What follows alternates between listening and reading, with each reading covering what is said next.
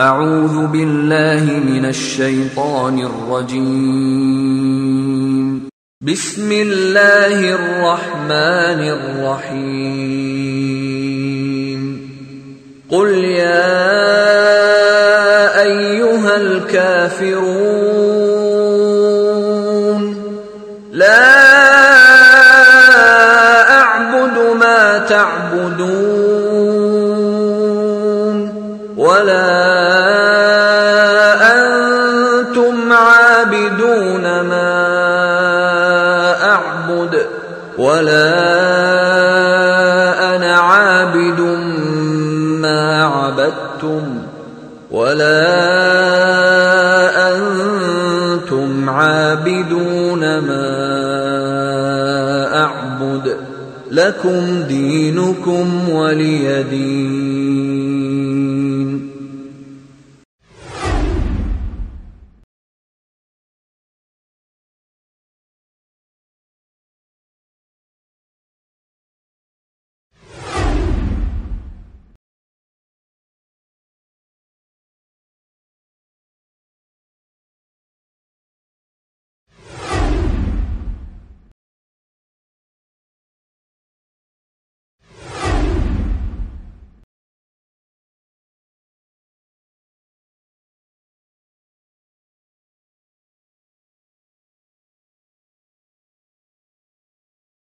الحمد للہ نحمده ونستعینه ونستغفره ونعوذ باللہ من شرور انفسنا ومن سیئات اعمالنا من يهده الله فلا مضل له ومن يضلل فلا هادي له واشهد ان لا اله الا الله وحده لا شريك له واشهد ان محمدا عبده ورسوله.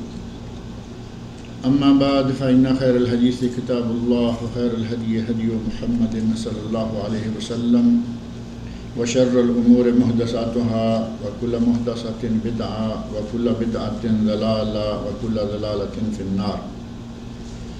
رب اشرح لي صدري ويسر لي أمري واحلل عقدة من لساني يفقهوا قولي. رب أعوذ بك من همزات الشياطين وأعوذ بك رب أن يحضرون.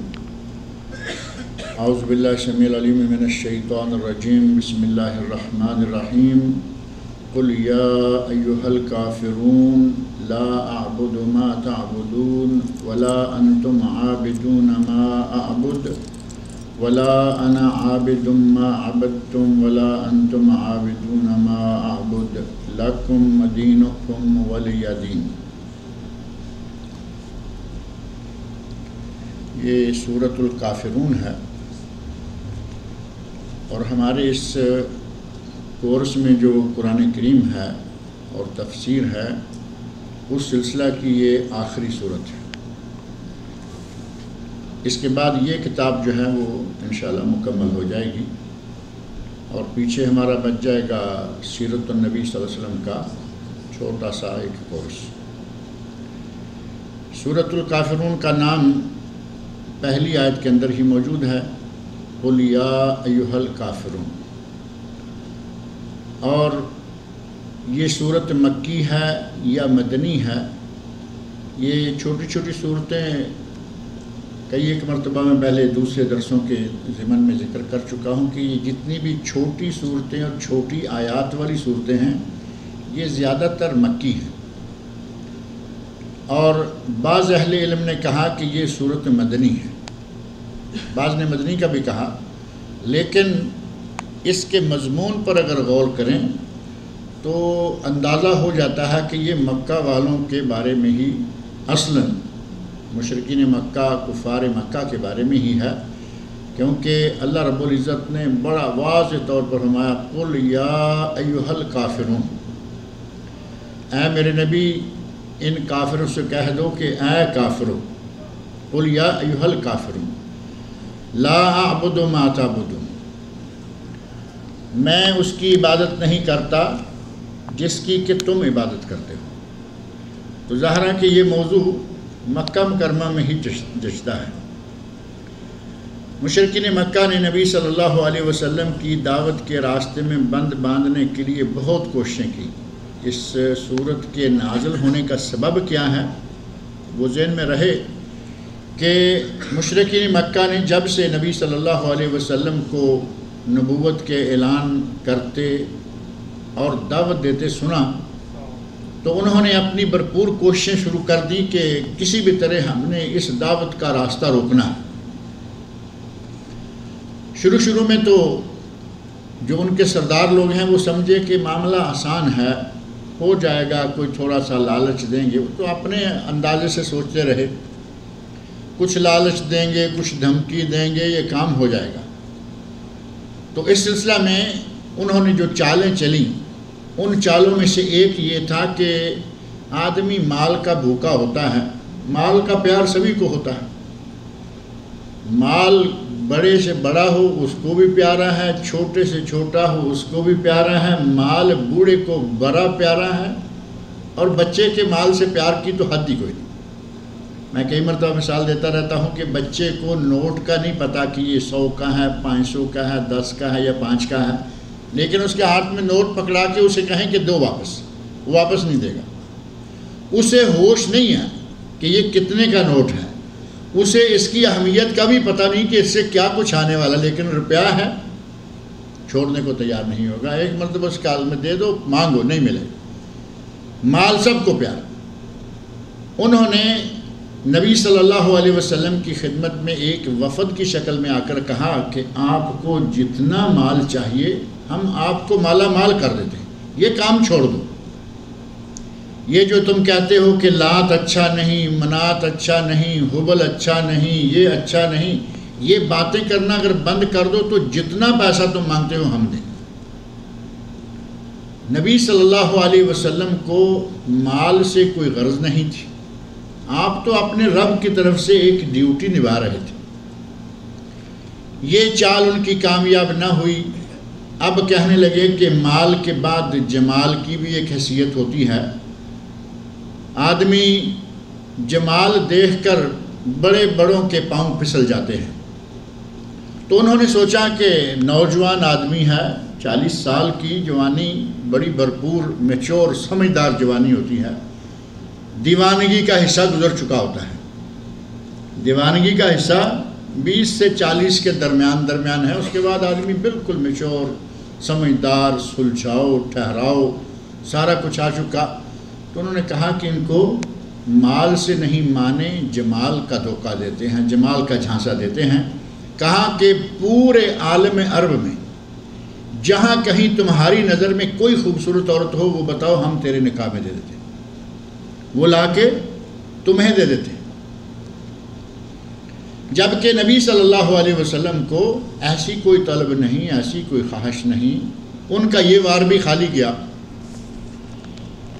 اب تیسری چیز یہ تھی کہ مال اور جمال کے ساتھ کئی لوگوں کو اتنی طلب مال کی نہیں ہوتی جتنی جاہ و منصب کی ہوتی ہے، کہ میں کوئی بہت بڑا افسر ہوں اور میرا حکم چلے، میرے ہاتھ میں ڈنڈا ہو، میرے ہاتھ میں اقتدار ہو، سلطنت ہو، تو میں لوگوں کو اپنی مرضی سے چلاؤں۔ یہ حکومت کا چسکا بھی بہت برا چسکا ہوتا ہے، اور یہ چسکا غیر اسلامی بھی ہے۔ نبی صلی اللہ علیہ وسلم نے فرمایا کہ جو مانگ کر امارت لے اسے نہ دو، اور اس کی اللہ بھی مدد نہیں کرتا، اور جسے امارت دی جائے، حکومت دی جائے، اقتدار دیا جائے، اسے چاہیے کہ لے لے، اور اس کی مدد اللہ بھی کرے گا۔ اب ظاہر ہے کہ سب لوگ مل کر جسے اہل سمجھیں گے اسے اپنی امارت دیں گے، اسے اپنی حکومت سونپیں گے کہ بھائی یہ ہمارا بڑا ہے، سمجھدار ہے، صحیح طور پر ملک کو چلائے گا، صحیح کام کرے گا۔ اگر لوگوں نے مل کر کسی کو حکومت دے دی تو اسے لینی چاہیے اور ان کے مشورے سے چلنا چاہیے، اس کی مدد بھی کرتا ہے۔ منصب بھی بہت بڑی قیمتی چیز ہے، اہم چیز ہے۔ انہوں نے کہا کہ آپ کو ہم اپنا سردار مان لیتے، اگر آپ چاہیں تو ہم آپ کو اپنا سردار قبول کرنے کو تیار ہیں، لیکن یہ کام چھوڑو۔ نبی صلی اللہ علیہ وسلم نے ان کی یہ بات بھی نہیں مانی، اور نہ یہ ماننے والی تھی۔ آپ کو نہ مال چاہیے، نہ جمال چاہیے، نہ آپ کو منصب چاہیے، نہ حکومت چاہیے، آپ تو اپنی ذمہ داری پوری کرنے کے لیے لیں۔ اب ایک اور آخری بات رہ گئی، کہا کہ چلیں ایسا کرتے ہیں آپس میں کچھ لو اور کچھ دو، کمپرومائز کر لیتے ہیں. 1 سال ہم تیرے رب کی عبادت کریں گے اور 1 سال تم ہمارے بتوں کی عبادت کر لینا. آدھا آدھا کر لیتے ہیں، 50-50. تم نے بھی یہی رہنا ہے، ہم بھی یہی ہیں، مل کے چلتے ہیں. اب جب یہاں تک بات آ گئی کہ ہر طرف سے وہ ناکام ہو گئے، آخری حربہ آخری تیر بھی انہوں نے پھینک دیا، تو اللہ رب العزت نے نبی اکرم صلی اللہ علیہ وسلم پر یہ سورت نازل فرمائی اور فرمایا قل، اے میرے نبی کہہ دیجئے، اے میرے نبی ان لوگوں سے کہہ دیجئے، یا ایھا الکافرون، اے کافرو، لا اعبد ما تعبدون، میں اس کی عبادت ہرگز کسی شکل میں کرنے کے لیے تیار نہیں ہوں جس کی عبادت تم کرتے ہو. پہلی بات یہ کہ کافرون کتنا صاف لفظ ہے. کبھی کبھی کہیں نہ کہیں سے کوئی ٹیلی فون آ جاتا ہے، کبھی کوئی پوچھنے والا آ جاتا ہے، اور شاید آپ کے ماحول میں کوئی نہ کوئی آپ سے بھی بات یہ کرتا ہوگا کہ کافروں کو کافر نہیں کہنا چاہیے. کچھ لوگ بڑے اپنے آپ کو بامروت شو کرنا چاہتے ہیں کہ ہم بڑے مروت والے ہیں، ہم بڑے بااخلاق ہیں، کافر کو کافر کہیں گے اسے پتہ نہیں اچھا نہیں لگے گا، اسے یہ نہیں ہوگا. اب نبی صلی اللہ علیہ وسلم سے بڑا کوئی شخص صاحب اخلاق ہو سکتا ہے دنیا میں؟ وہ شخصیت جس کے بارے میں اللہ رب العزت نے قرآن میں فرمایا ہے اِنَّكَ لَعَلَىٰ خُلُقٍ عَظِيمٍ، اے میرے نبی آپ خلق عظیم کے مالک ہیں. جس شخص کو اللہ کہے کہ آپ خلق عظیم کے مالک ہیں اور وہ کافروں کو کہے کافرو، ترجمہ واضح ہے یا نہیں؟ قُلْ يَا أَيُّهَا الْكَافِرُونَ، کوئی لاگ نہیں، لپٹ نہیں، کوئی لف نہیں، دوران نہیں، بالکل سیدھا یا ایھا الکافرون. اور یہ سکھلا کون رہا ہے؟ قل کس نے کہلوایا ہے؟ اللہ نے. قل یا ایھا الکافرون، اے میرے نبی تم کہہ دو کہ اے کافرو. اب یہاں مروت کہاں رہی؟ اگر اسی کا نام مروت ہے تو اسلام میں یہ جائز نہیں ہے کہ کافر کو کافر نہ کہا جائے. اور دوسری بات یہ ہے کہ اب آپ ہی بتائیے کہ کافر کو اگر کافر نہ کہا جائے، سوچنے کی بات ہے، تو کیا کہیں گے اسے؟ کیا وہ مسلمان ہے؟ نہیں ہے. اللہ کو نہیں مانتا، رسول اللہ کو نہیں مانتا، قرآن کریم کو وہ نہیں مانتا، وہ مسلمانوں کا دشمن ہے. اور آپ اس کو کافر کہنے کے لیے تیار نہیں، تو کافر کے مقابل میں کون سا لفظ ہے؟ مسلم. کافر کے مقابلے میں مسلم ہے. یا مسلمان کہہ لیں یا مسلم کہہ لیں، وہ دونوں کا معنی ایک ہی ہے. اب کافر نہیں کہتے تو پھر مسلمان مان لیجیے. اب ظاہر ہے کہ ایک آدمی بت کے سامنے ہاتھ جوڑ کے کھڑا ہے تو کیا کہیں گے اس کو؟ مسلمان مانا جائے گا اسے؟ عجیب قسم کی بعض لوگ مروت لے کے جی مروت کا تقاضا ہے، وہ یہ کا تقاضا ہے، تو وہ کا تقاضا ہے. دنیا میں دو ہی چیزیں ہیں، یا حق ہے یا باطل ہے. بدر کی جنگ کا ذکر کریں تو ہر آدمی، وہ کسی جماعت کا، کسی نظریے کا، کسی جگہ کا بھی ہے، مسلمان ہے تو کہے گا مارکائے حق و باطل، حق کا اور باطل کا مارکا. پہلا مارکا ہے حق و باطل. اور جب ذرا تھوڑا پیچھے ہٹے تو ہندوؤں کی مجلس میں، سکھوں کی، عیسائیوں کی، بدھسٹوں کی، فلاں کی تو کہا کہ ان کو کافر کہیں گے تو یہ اچھا نہیں لگے گا. اللہ نے سکھلایا اور رسول اللہ صلی اللہ علیہ وسلم نے فرمایا اے کافر. یہاں کسی مروت کی کوئی ضرورت نہیں ہے. جو کافر ہے وہ کافر ہے، وہ مسلمان نہیں ہے. یا حق ہے یا باطل ہے. اور قرآن کریم میں اللہ نے فرمایا فماذا بعد الحق الا الضلال، حق کے بعد ضلالت ہے، گمراہی ہے، اور بس. اب تیسری کوئی جگہ قرآن بتا نہیں رہا، آپ کون سی جگہ تلاش کر رہے ہیں؟ یا حق ہے یا باطل ہے، یا اسلام ہے یا کفر ہے، یا مسلم ہے یا کافر. لہٰذا یہ جو اپنے دل کے اندر ایک بڑا اسپیشل رکھنا ہمارے لوگ بنائے بیٹھے ہیں نا کہ نہیں کافر کو کافر نہیں کہنا چاہیے، یہ رکھنا نکال دیں. کافر کافر ہے, کسی بھی نام سے ہے, اگر وہ غیر مسلم ہے تو وہ کافر ہے. اور کافروں کو چاہے وہ کتنے ناموں سے دنیا میں مشہور ہیں, ان سب کی جماعت ایک, ان سب کا گروہ ایک. الکفر ملت واحدہ, کافر ایک ہی جماعت ہے. اب ان کے مقابلے میں کتنی جماعتیں بچیں گی؟ ایک ہی اور بچ جائے گی, یا کفر ہے یا اسلام ہے. لہذا کہیں وحدت ادیان والی پارٹی اٹھ جاتی ہے, وہ کہیں گے جی نہیں, مل بانٹ کر, اکٹھے بیٹھ کر, سر جوڑ کر اپنے اختلافات کو ختم کر, اختلافات ختم کیجئے. مسلمانوں کے جو آپس میں اختلافات ہیں, قرآن کو رکھ لیجئے, نبی صلی اللہ علیہ وسلم کی حدیث کو رکھ لیجئے, جتنے اختلافات ہیں ایک ایک کر کے مٹاتے چلے جائیے. یہ بڑی خوش آئند بات ہے, یہ ہونا چاہیے.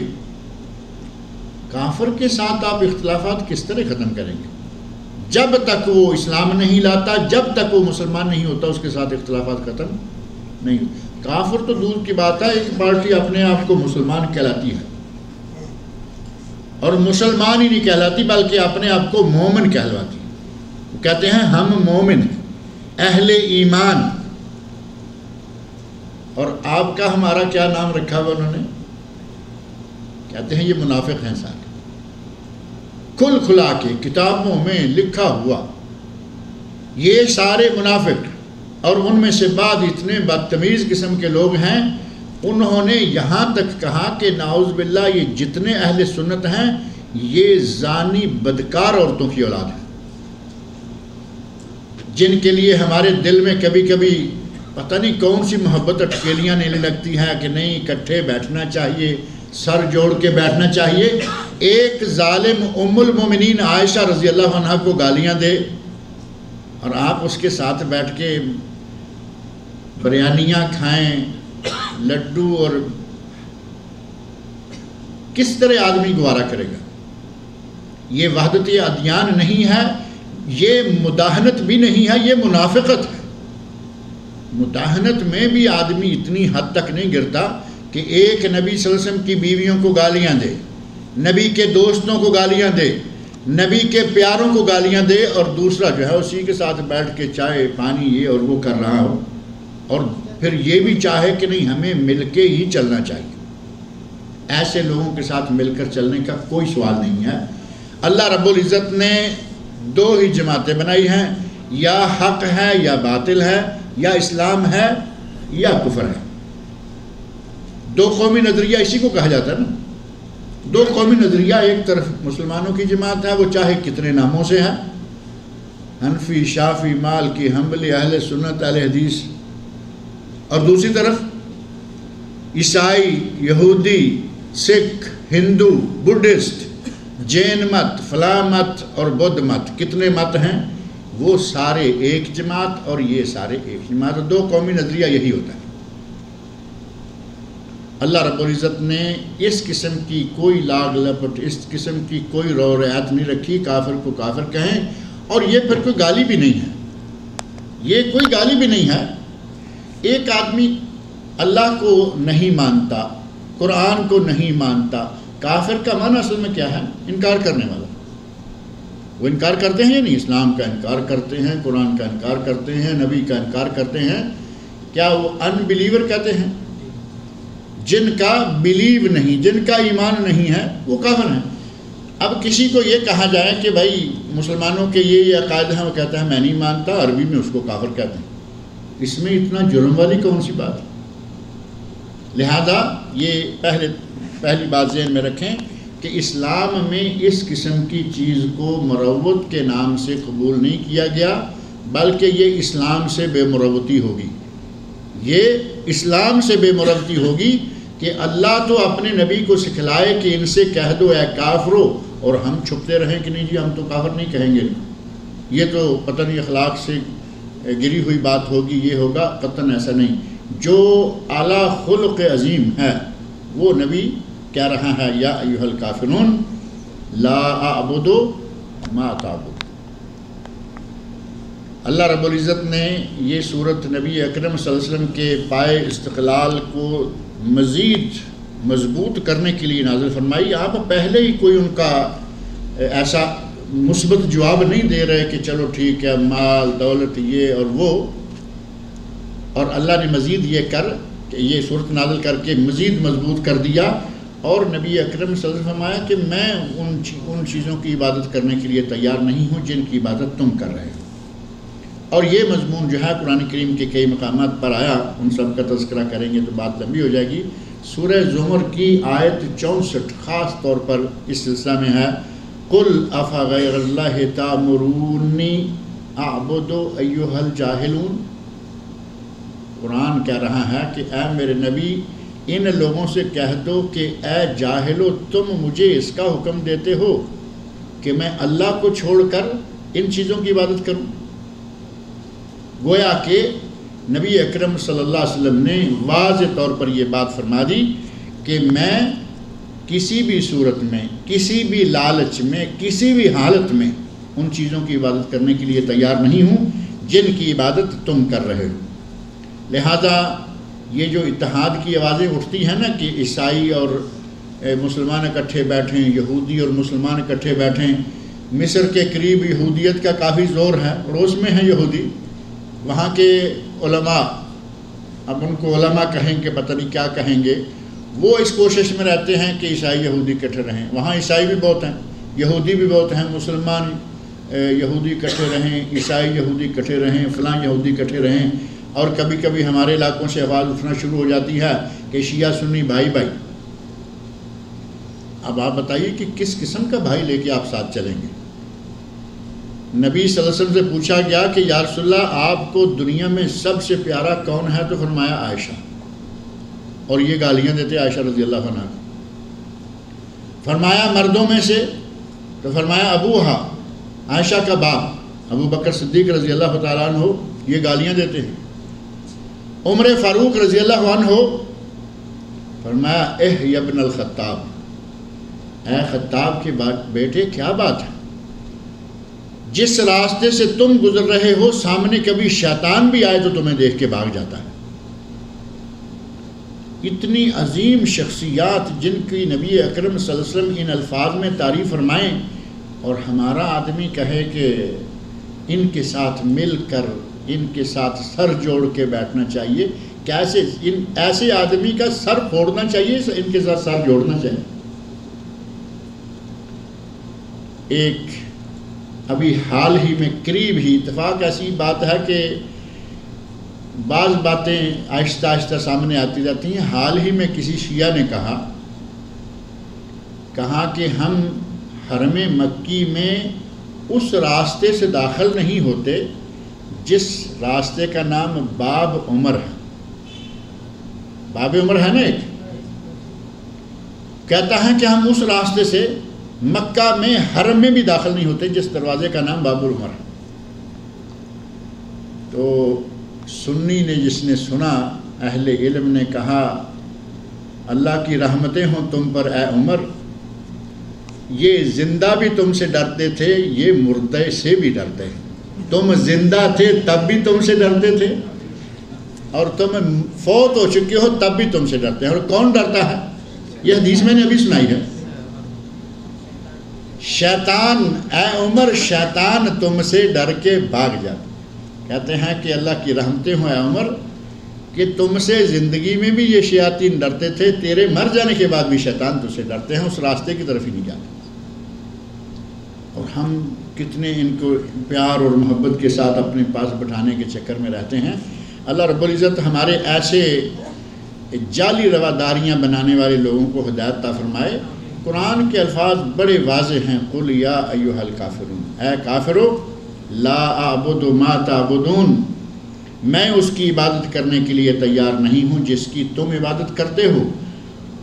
ولا انتم عابدون ما اعبد، اور میں جس رب کی عبادت کرتا ہوں تم اس کی عبادت کرنے والے نہیں ہو. اور پھر دوبارہ فرمایا ولا انا عابد ما عبدتم، اور جس کی عبادت تم نے کی ہے میں اس کی عبادت کرنے والا نہیں ہوں. ولا انتم عابدون ما اعبد، اور نہ تم اس کی بات کرنے والے ہو جس کی میں بات کرنے والا ہوں۔ اب یہاں ایک بات بار بار آ رہی ہے، اعبدوا تعبدون اعبدوا تعبدون، تو کئی لوگوں کو اس پر یہ اعتراض آ جاتا ہے کہ شاید اس میں تکرار ہے، بار بار کیوں ایک ہی لفظ آ رہا ہے؟ تو یہ تکرار کوئی لا یعنی نہیں ہے، بلکہ اس میں تاکید ہے۔ تکرار میں ایک بات کو 2 مرتبہ 3 مرتبہ دہرایا جائے تو کیا معنی ہوتا ہے کہ ذرا مضبوط ہو جائے۔ نبی صلی اللہ علیہ وسلم کی عادت مبارکہ جو شمائل کی کتابوں میں ملتی ہے وہ یہ ہے کہ آپ کی عادت مبارکہ یہ تھی کہ آپ ایک ایک بات کو 3 بار دہراتے تھے تاکہ سامنے والے کے دل و دماغ میں بیٹھ جائے۔ بات کو مضبوط کرنے کے لیے، مؤکد کرنے کے لیے یہ طریقہ کار جو ہے یہ تو نبی اکرم صلی اللہ علیہ وسلم کا بھی تھا، اور قرآن کریم میں کوئی یہاں سورہ کافرین میں نہیں آ گیا، قرآن کریم کے کئی دوسرے مقامات بھی ہیں جہاں یہ بات جو تکرار والی ہے موجود ہے۔ اور اس سلسلہ میں آج ہی میں نے قرآن کریم سے 2 ایک جگہوں میں صرف کھول کے دیکھا، تو سورہ الرحمن جو ہے ہم دیکھیں اس میں فَبِأَيِّ آلَاءِ رَبِّكُمَا تُكَذِّبَانِ آ رہا نا بار بار، میں نے گنا 31 مرتبہ آیا ہے فَبِأَيِّ آلَاءِ رَبِّكُمَا تُكَذِّبَانِ، ایک سورت میں 31 مرتبہ، اور یہ بھی نہیں کہ یہ 2.5 پارے کی سورت ہے۔ الرحمن آپ کو معلوم ہے وہ اتنی لمبی نہیں، 31 مرتبہ اس میں۔ اور سورۃ المرسلات اس میں ویل یومئذ للمکذبین، یہ بار بار آیا ہے، چھوٹی سی صورت ہے، ہم پڑھ چکے ہیں ترجمہ تفسیر اس کا، 10 مرتبہ یہ کلمہ ہے ویل یومئذ للمکذبین، اس دن جھٹلانے والوں کے لیے ویل ہے، ہلاکت ہے، بربادی ہے۔ اللہ رب العزت نے قرآن کریم میں اگر کسی لفظ کو دوبارہ دہرایا ہے تو اس کا کوئی نہ کوئی معنی، کوئی تاکید، کوئی ضرورت ایسی تھی کہ اس کو بار بار لایا گیا، ریپیٹ کیا گیا۔ یہ کوئی ایسی قابل اعتراض بات نہیں ہے۔ نبی اکرم صلی اللہ علیہ وسلم ایک ایک بات کو 3 مرتبہ دہرایا کرتے تھے۔ غرض یہ کہ اللہ رب العزت نے یہ صورت نازل فرما کر نہ صرف اس وقت کے کافروں کو بلکہ قیامت تک آنے والے کافروں کو یہ بتا دیا کہ مسلمان تمہاری رائے کے مطابق نہیں چل پائیں گے۔ اگر تم یہ سمجھو کہ کبھی اس کی کر لیں گے، کبھی اس کی کر لیں گے، کبھی یہ ہمارے ساتھ چل لیں گے، ہم ان کے ساتھ چل لیں گے، مسلمانوں کا کافروں کے ساتھ ایک جگہ اکٹھے ہونا ممکن ہی نہیں۔ مسلمانوں کا آپس میں اکٹھے ہونا ممکن ہے، جو ان کے اپنے اختلافات ہیں، جس طرح کافر مسلمانوں کے خلاف ہمیشہ اکٹھے ہو جاتے ہیں۔ آپ عالمی حالات جو ہیں ان پہ نظر ڈال کے دیکھ لیں، آپ بڑی آسانی سے محسوس کر لیں گے کہ جب کبھی کوئی معاملہ ایسا آتا ہے جس میں مطالبہ کرنے والے کافر ہوں، یہودی ہوں، عیسائی ہوں، کوئی اور ہو، معاملہ فوراً حل ہو جاتا ہے۔ UN والے جو دنیا میں چودھری بیٹھے ہوئے ہیں بن کر، اکثریت چونکہ ان میں کافروں کی ہے، جیسے مسئلہ آیا فوری طور پر وہ ریزولوشن پاس ہو گیا، جی بس ٹھیک ہے۔ اور مسئلہ آ جائے کسی مسلمان ملک کی طرف سے، مطالبہ آ جائے، 40 سال 60 سال، ہمارے کئی ایسے مسائل ہیں 60 سال سے مسلسل ہر سال کئی مرتبہ کوشش ہوتی ہے، آج تک حل نہیں ہوا۔ کیوں؟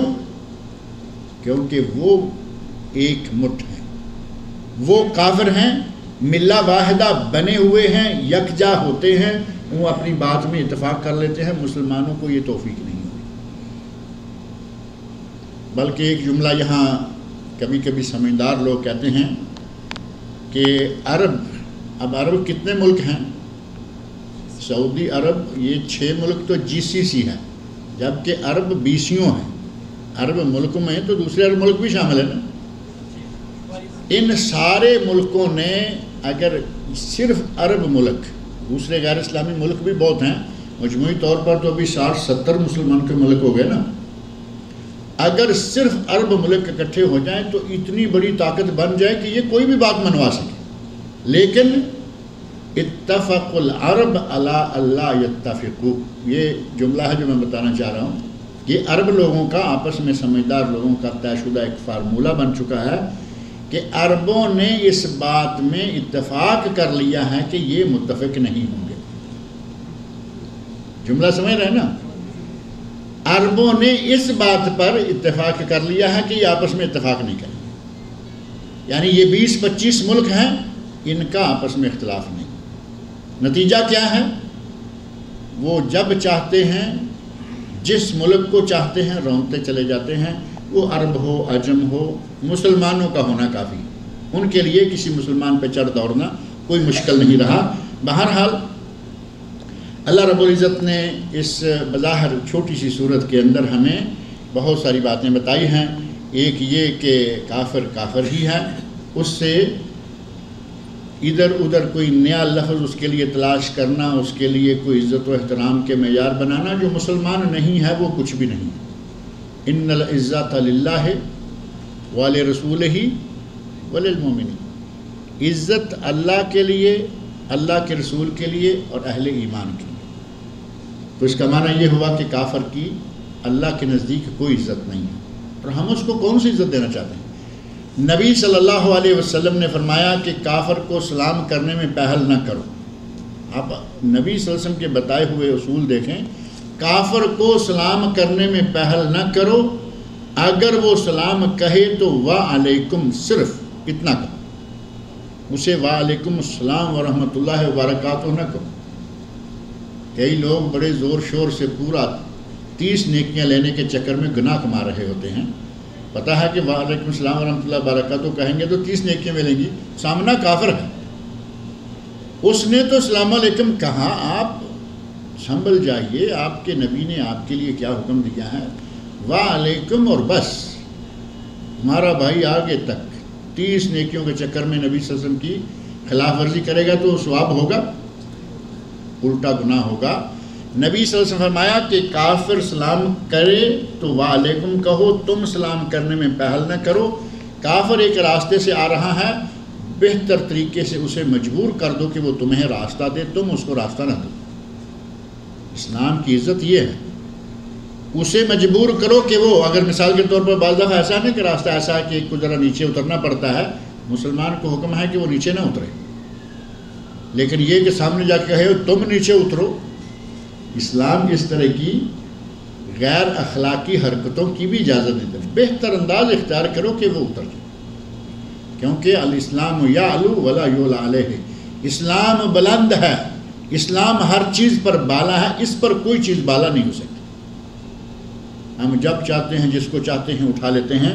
اس سورۃ الکافرون کی نبی اکرم صلی اللہ علیہ وسلم کے یہاں اتنی اہمیت ہے، آپ 2 3 4 احادیث اپنے ذہن میں رکھیں، بلکہ ذکر ہیں، اذکار ہیں، ان کو ذہن میں رکھیں تو پتہ چلتا ہے کہ نبی صلی اللہ علیہ وسلم اس سورت کو کتنی پابندی کے ساتھ کس کس مقام پر پڑھا کرتے تھے۔ بعض صورتیں ایسی ہیں نا کہ آپ نے مخصوص موقعوں کے لیے پڑھنے کے لیے رکھ لیں، سبح اسم ربک الاعلی اور غاشیہ، هل اتاک حدیث الغاشیہ، بڑے بڑے اجتماعات میں، عید میں، جمعہ میں۔ اور بعض صورتیں ہیں کہ نبی صلی اللہ علیہ وسلم نے صورتیں چھوٹی چھوٹی لیکن مخصوص مقامات پر، ان مخصوص مقامات میں سے ایک مقام ہے بیت اللہ شریف کے 7 چکر لگائیں، طواف مکمل ہو۔ نبی صلی اللہ علیہ وسلم کا ارشاد ہیں علی کل صبح رکعتان، ہر 7 چکروں کے بعد 2 رکعتیں ہیں۔ ان 2 رکعتوں میں سے پہلی رکعت میں قل هو اللہ، سورہ فاتحہ کے بعد قل یا ایھا الکافرون، پہلی ہی رکعت میں سورہ فاتحہ کے بعد قل یا ایھا الکافرون، اور دوسری رکعت میں سورہ فاتحہ کے بعد قل هو اللہ احد۔ کتنا خاص مقام ہے کہ آدمی طواف سے فارغ ہوا اور 2 رکعتیں پڑھی ہیں، اس میں یہ پڑھے۔ اور دوسرا موقع ہے نماز مغرب کی 2 سنتیں جو بعد والی ہیں، اور نماز فجر کی 2 سنتیں جو کہ پہلے والی ہیں۔ ان دونوں میں بھی یہی ترتیب، پہلی میں قل یا ایھا الکافرون اور دوسری میں قل هو اللہ احد۔ اور تیسرا مقام جو ہے وہ ہے سوتے وقت، جب سونے لگیں تو نبی اکرم صلی اللہ علیہ وسلم نے اپنے کئی صحابہ کو کئی روایات میں فرمایا کہ سوتے وقت قل یا ایھا الکافرون پڑھ لیا کرو، اللہ رب العزت تمہیں شرک سے محفوظ کر لے گا۔ اب شرک کا رد ہے نا، قل یا ایھا الکافرون لا اعبد ما تعبدون، بار بار ایک بات کو دہرایا جا رہا ہے کہ اے مشرکو، میں عبادت کرنے والا نہیں ہوں جس کی عبادت تم کرتے، یعنی میں کبھی بھی شرک میں مبتلا ہونے والا نہیں، ان چیزوں کو اللہ کا شریک نہیں بناؤں گا جن چیزوں کو تم اللہ کا شریک بناتے ہو۔ اور نمازوں میں سے رات کو تہجد کی نماز ہے، صلاۃ الوتر، صلاۃ الوتر جو کہ کئی ناموں سے ہے، صلاۃ التہجد وہی نماز ہے، صلاۃ الوتر وہی نماز ہے، صلاۃ القیام وہی نماز ہے، قیام رمضان وہی نماز ہے، صلاۃ التراویح وہی نماز ہے۔ یہ سارے نام ایک ہی نماز کے ہیں۔ اس نماز کے آخر میں جا کے جو وطر پڑھے جاتے ہیں، 3 پڑھیں یا کم و بیش، ان 3 وطروں کی شکل میں کون کون سی صورت ہے؟ ان تینوں میں پہلی رکعت میں سورہ فاتحہ کے بعد سبح اسم ربک الاعلی، دوسری صورت میں سورہ فاتحہ کے بعد قل یا ایھا الکافرون، اور تیسری صورت میں سورہ فاتحہ کے بعد تیسری رکعت میں قل ھو اللہ احد۔ گویا کہ صلاۃ الوتر میں صلاۃ الطواف کہہ لیں 2 رکعتیں جو ہیں ان میں، شام مغرب کی نماز، فجر صبح کی نماز، اور بستر پر جاتے ہی سوتے ہی نبی اکرم صلی اللہ علیہ وسلم کا یہ عمل مبارک بھی تھا۔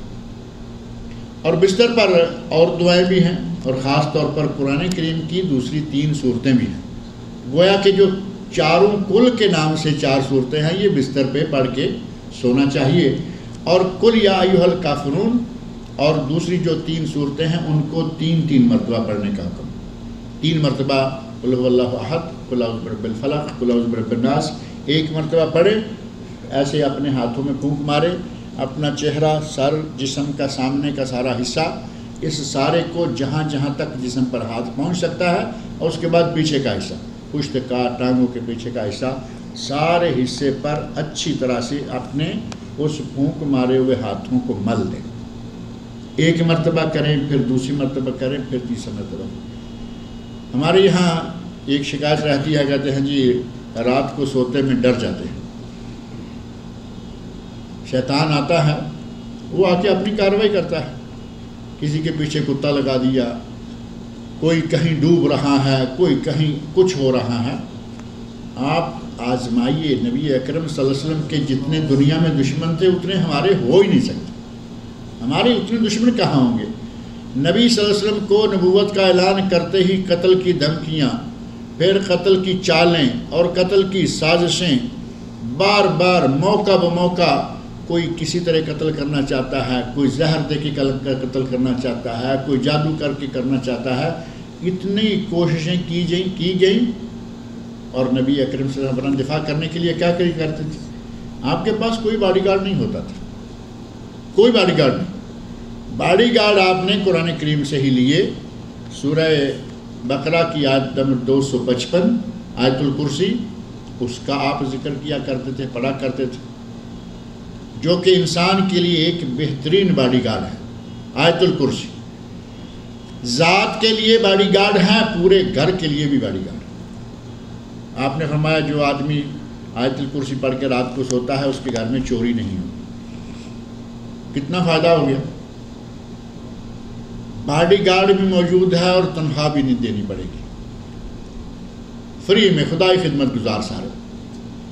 نبی اکرم صلی اللہ علیہ وسلم سوتے وقت یہ پڑھنے کا حکم دیتے ہیں اپنے کئی صحابہ کو، قل یا ایھا الکافرون، اور آپ کا اپنا عمل مبارک دوسری تینوں کے بارے میں 3 مرتبہ پڑھ کے پھونکے مارنا تھا۔ اپنے آپ کو یہ صورتیں پڑھ کر اپنے اوپر دم کر کے اللہ کے سپرد آدمی کر دیتا ہے کہ یا اللہ میری حفاظت تو نے کرنی ہے۔ شیطان آئے گا؟ اب شیطان نہیں آئے گا، نہ کتا لے کے، نہ کوئی شور لے کے۔ یہ سب اسی طرح، اسی وجہ سے ہوتا ہے۔ شیطان ہے، جن ہے، جادو ہے، تعویذ گنڈے ہیں، یہ وہ ہیں، یہ ساری ہمیں تکلیفیں پہنچتی ہیں اس لیے کہ ہم لاپرواہی سے ٹی وی لگایا، صبح سے کام کر رہے تھے، کچھ تھوڑی بہت تھکاوٹ بھی ہوتی ہے، لیٹ گئے، ٹیلی ویژن سامنے لگایا، دیکھ رہے ہیں، کب سو گئے پتہ نہیں۔ کہاں آئی قل یا ایھا الکافرون، کہاں قل ھو اللہ احد، یہ تو سو چکے ہیں۔ اور اپنی نیند کا یا اپنے ہوش کا اینڈ کہاں کیا ہے؟ فلم پر۔ فلم ہے، ڈرامہ ہے، اچھا ہے، برا ہے، کچھ بھی ہے، لیکن اچھا کیا ہوگا اس میں؟ ہمیں چاہیے کہ نبی اکرم صلی اللہ علیہ وسلم نے ہمیں جو اذکار بتائے ہیں، جو ورد بتائے ہیں، جو وظائف بتائے ہیں، ان پہ عمل کریں۔ ان میں سے ایک ورد یا ایک وظیفہ جو ہے یہ بھی ہے، اور احادیث میں اس کا باقاعدہ ذکر موجود ہے۔ نبی اکرم صلی اللہ علیہ وسلم نے جس طرح شرک سے اپنی براءت کا اعلان کیا، اللہ رب العزت نے اپنے لیے خود، یہ بھی ایک قرآن کریم کی آیت ہے، ایک حدیث قدسی میں بھی ہے، اللہ رب العزت ارشاد فرماتے ہیں انا اغنی الشرکاء عن الشرک، میں شرک کے معاملے میں تمام شرکاء سے غنی ہوں، بے نیاز ہوں، تمام شرکاء سے میں بیزار ہوں۔ اگر کسی نے کوئی کام کیا اور اس نے میرے ساتھ کسی اور کو بھی شریک کر لیا تو اللہ فرماتے ہیں میں کہتا ہوں کہ یہ اسی کے لیے، میں اس کو نہیں مانتا، اور جو مانتا نہیں تو اس پہ ثواب دے گا۔ نماز پڑھ رہا ہے، نماز کے دوران دیکھا کہ میرے پیچھے ہمارے باس آ گئے ہیں، پچھلی صف میں باس کھڑے ہو گئے۔ ہم نماز میں بھی تو دیکھ لیتے ہیں نا بہت کچھ، نماز میں ٹائم دیکھ لیتے ہیں، نماز میں آنے جانے والوں کو تاڑتے رہتے ہیں کہ یہ کون جا رہا ہے، کون آ رہا ہے۔ جیسے دیکھا کہ چیف آ گیا، نماز صحیح شروع، سٹ ہو کے اب نماز پڑھنا شروع کر دیا، آرام سے رکوع، آرام سے سجدہ، آرام سے قومہ قیام، ہر چیز جو ہے اچھی کر لی، تو یہ گویا کہ اس نے اللہ کے ساتھ اب باس کو بھی شامل کر دیا، اور اللہ فرما رہا ہے انا اغنی الشرکاء عن الشرک، میں تمام شریکوں سے بالکل بے نیاز ہوں، مجھے کوئی شریک نہیں چاہیے۔ جس نے کوئی کام کیا اس نے میرے ساتھ کسی اور کو شریک کر لیا، میں اس کو چھوڑ دیتا ہوں، تو گویا کہ اس نماز کا ثواب جو ہے وہ ختم ہو جائے گا۔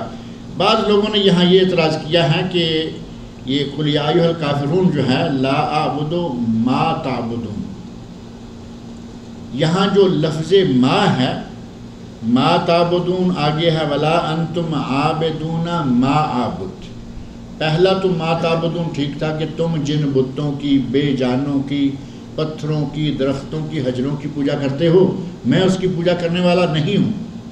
اور جب آگے فرمایا ولا انتم عابدون ما اعبد، تم بھی اس کی پوجا کرنے والے نہیں ہو جس کی میں کرتا ہوں، تو یہاں ما جو ہے، ما عموماً غیر عاقل کے لیے ہوتا ہے اور عاقل کے لیے من ہوتا ہے۔ کئی لوگوں نے کہا کہ یہ ایسا کیوں ہے؟ اللہ رب العزت نے یہاں جو ما اعبدو ہے وہ تو چونکہ اللہ کی ذات ہے، تو یہاں من آنا چاہیے تھا۔ اس سلسلہ میں جو مختلف اقوال کہے گئے ہیں ان میں سے ایک یہ ہے کہ یہاں من جو ہے وہ 4 مختلف معنوں میں، کسی نے کہا ما بمعنی اللذی، ما بمعنی اللذی، اللذی کا معنی کیا ہوتا ہے؟ وہ جو کہ، یعنی وہ جو کہ جس کی عبادت میں کرتا ہوں تم اس کی عبادت کرنے والے نہیں ہو۔ ما بمعنی من، ما جو ہے وہ من کے معنوں میں بھی ہوتا ہے۔ اسی طرح ما بمعنی مصدر، جس معبود کی میں عبادت کرتا ہوں اس کی تم عبادت کرنے والے نہیں ہو۔ اور ایک چیز ہے کہ کلام کی مناسبت ایسی تھی کہ جب پہلے ما آیا بتوں کے لیے یا بت کے لیے، تو بعد میں اللہ رب العزت نے اپنے لیے بھی ما کا لفظ استعمال کیا، اور یہ مناسبت سے لفظ کا استعمال کرنا قرآن کریم کے کئی دوسرے مقامات پر بھی موجود ہے۔ اور دوسرے مقامات کی مثالیں جو ہیں ان میں سے ایک مثال جو معروف ہے وہ یہ ہے، سورہ توبہ کی آیت 67 میں ہے فَنَسُوا اللَّهَ فَنَسِيَهُمْ، انہوں نے اللہ کو بھلا دیا اور اللہ نے ان کو بھلا دیا۔ اللہ بھول سکتا ہے؟ نہیں بھول سکتا نا۔ یہاں صرف کلام کی مناسبت سے کہ انہوں نے اللہ کو بلایا، اللہ نے ان کو بلا دیا، حالانکہ اللہ بھولتا ہے ہی نہیں۔ اللہ بھولتا نہیں، اللہ سوتا نہیں، اللہ کو نیند نہیں، اللہ کو اونگ نہیں۔ وما ربک نسیہ، اللہ رب العزت میں بھول کی جو یہ بھولنا عیب ہے، اور یہ عیب اللہ رب العزت میں نہیں ہے۔ اللہ منزہ ہے ہر قسم کے عیب سے۔ اس کے باوجود سورہ توبہ آیت 67 میں فَنَسُوا اللَّهَ فَنَسِيَهُمْ، انہوں نے اللہ کو بلا دیا، اللہ نسوا اللَّهَ فَنَسِيَهُمْ، اللہ نے ان کو بلا دیا۔ اور سورہ بقرہ کی آیت 194 194 میں ہے فَمَنِ اعْتَدَى عَلَيْكُمْ فَاعْتَدُوا عَلَيْهِ بِمِثْلِ مَا اعْتَدَى عَلَيْكُمْ، جو تم پر زیادتی کرے تم اس پر زیادتی کرو، لیکن اتنی زیادتی کرو جتنی اس نے کی ہے، اتنی زیادتی کرو جتنی اس نے۔ اب زیادتی کا لفظ آ گیا نا، اس نے زیادتی کی، ہم نے جو جواب دیا کیا یہ زیادتی ہوگا؟ یہ اصلاً زیادتی نہیں ہے، یہ تو جوابی کارروائی ہے جس کا باقاعدہ حق دیا گیا ہے اسلام میں، لہٰذا اس کو زیادتی نہیں کہہ سکتے۔ جس طرح صرف موقع کی مناسبت سے، کلام کی مناسبت سے وہاں نسیان اللہ کی طرف منسوب ہو رہا ہے، یہاں زیادتی مسلمان کی طرف یا مظلوم کی طرف زیادتی منسوب ہو رہی ہے، یہ صرف کلام کی مناسبت سے ہے۔ اسی طرح وَأَنْتُمْ یہاں جو آیا وَلَا أَنْتُمْ عَابِدُونَ مَا أَعْبُدُ، یہاں ما چونکہ پہلے ان کے لیے آیا تھا، یہاں بھی ما کا استعمال کیا گیا۔ غرض یہ کہ اس چھوٹی سی صورت میں اللہ رب العزت نے ہمارے لیے بہت ساری چیزیں بیان فرما دی ہیں، اور یہاں تکرار کو اپنے لیے اتنا بوجھ نہ سمجھیں، جیسے کہ میں نے ذکر کیا سورہ الرحمن میں 31 مرتبہ فَبِأَيِّ آلَاءِ رَبِّكُمَا تُكَذِّبَانِ، اور سورہ مرسلات میں وَيْلٌ يَوْمَئِذٍ لِّلْمُكَذِّبِينَ 10 مرتبہ آیا ہے۔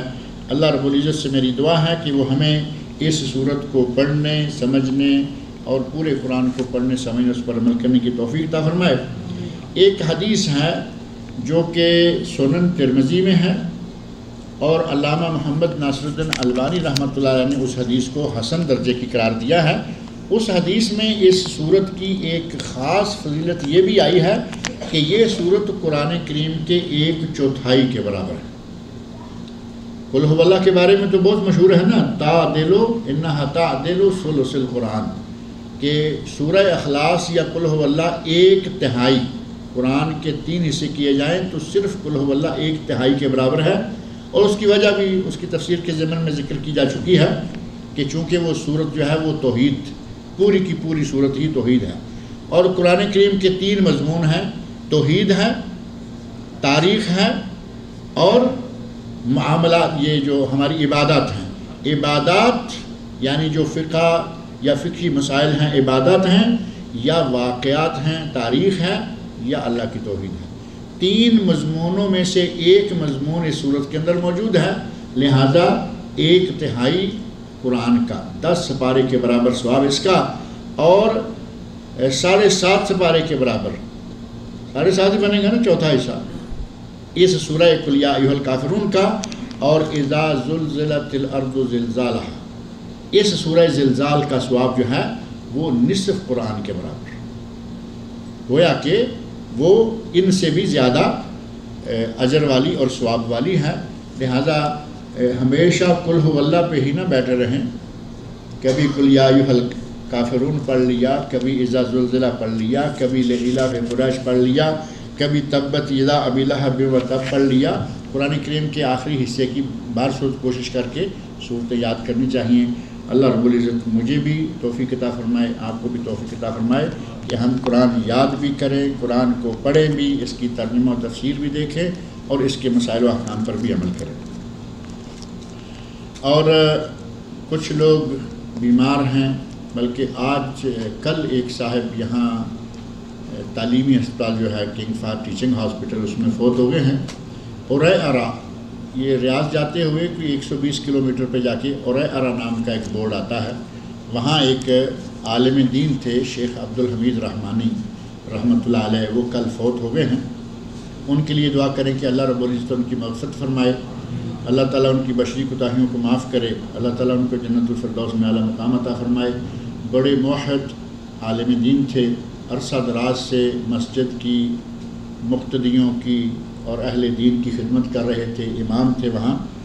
اور بعض لوگ بیمار ہیں، ہمارے یہاں ایک صاحب بیٹھا کرتے تھے سفید داڑھی والے، معزز سے ملک کے دوست محمد صاحب، ان کا کل یہاں آپریشن ہوا دوسری ہسپتال میں، ان کے لیے اور کئی اور لوگ بیمار ہیں جنہوں نے باقاعدہ درخواست کی ہے کہ آپ سب لوگ ان کے لیے دعا کریں کہ اللہ تعالیٰ تمام بیماروں کو شفائے کاملہ و عاجلہ عطا فرمائے۔ ایک اگلے بدھ اسی جگہ انشاءاللہ، چونکہ ہمارا کورس تو مکمل ہوا نا، اس سے اگلے بدھ میں انشاءاللہ سیرت کے سلسلہ میں کچھ بات کریں گے، اور امتحان کی بھی اب میرا خیال تیسری مرتبہ میں یاد دہانی کرا رہا ہوں۔ اگلا بدھ جو ہے وہ ایک جلسہ ہو رہا ہے اسی جگہ، ایک عالم دین آ رہے ہیں شیخ بدیع الزمان صاحب، میرا خیال ہے پہلے بھی آپ نے ان کا درس سنا ہے ایک آدھ یہاں۔ یہ شیخ شمس الزمان صاحب کے بھائی ہیں، شیخ شمس الزمان صاحب کے بڑے بھائی ہیں۔ اگلا درس اس وقت میری جگہ ان کا ہوگا انشاءاللہ، لہٰذا خود بھی آئیے، دوست و احباب کو بھی لائیے اور ان سب کو درس سننے کا موقع دیجیے۔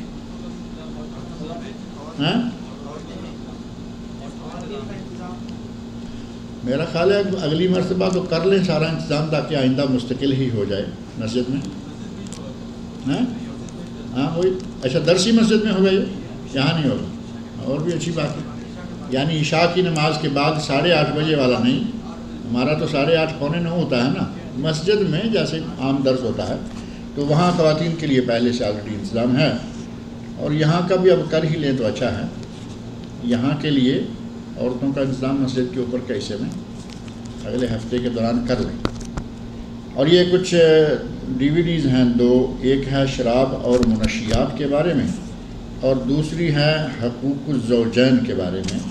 یہ دو درس ہیں جن کو چاہیے یہ کاشف صاحب کے پاس سے لیتے جائیے۔ حقوق الزوجین تو میرا خیال ہے ہم سب کو لے ہی لینا چاہیے، کیونکہ ہم صرف اپنا حق لینا ہی جانتے ہیں، حق مانگنا ہی جانتے ہیں۔ اس میں کچھ ذمہ داریاں بھی ہیں کہ بیوی کے بھی کچھ حق ہیں۔ مجھے ابھی چند دن پہلے ایک صاحب کہنے لگے، شاید انہوں نے یہ سی ڈی کہیں سے پہلے سے جمعہ کی ہے، یہ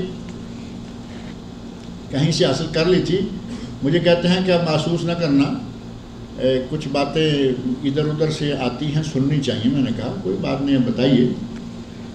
کہتے ہیں کہ ہمارے پڑوس میں ایک خاتون ہے، وہ کہتی ہے کہ یہ ہر وقت عورتوں کے خلاف ہی بولتا رہتا ہے۔ میں نے کہا بھی ہو سکتا ہے اس نے محسوس کیا ہوگا خاتون نے کہ میں عورتوں کے خلاف ہی بولتا رہتا ہوں۔ کہتے ہیں نہیں، اصلی بات جو ہے وہ آگے بتانے جا رہا ہوں کہ اس نے اب ہمیں ان کے گھر سے کہیں انہوں نے یہ سی ڈی جو ہے نا حقوق الزوجین والی یہ ان کو پہنچائی، تو کل سے وہ ان کا غصہ جو ہے وہ اتر چکا ہے۔ چلے الحمدللہ، بہرصورت اللہ کے رسول نے جس طرح عورتوں کو حقوق دیے ہیں ایسے ہی مردوں کو حقوق دیے ہیں، جس طرح عورتوں کے فرائض مقرر کیے ہیں ایسے ہی مردوں کے بھی فرائض مقرر کیے ہیں۔ اور قرآن میں تو واضح طور پر موجود ہے وَلَهُنَّ مِثْلُ الَّذِي عَلَيْهِنَّ بِالْمَعْرُوفِ وَعَلَيْهِنَّ وَلِلرِّجَالِ عَلَيْهِنَّ دَرَجَةٌ، مردوں کے بھی عورتوں کے بھی معروف طریقے سے ایک دوسرے پر حقوق ہیں، البتہ اور مردوں کو عورتوں پر ایک درجہ زیادہ ہے۔ اب اس ایک درجے کو لے کے ایسا نہ ہو کہ ہر وقت ڈنڈا ہی ہاتھ میں پکڑے رکھیں، اپنے حقوق بھی لیجئے اور ان کے حقوق بھی ادا کیجئے۔ اللہ تعالیٰ مجھے اور آپ سب لوگوں کو نیک عمل کی توفیق دے۔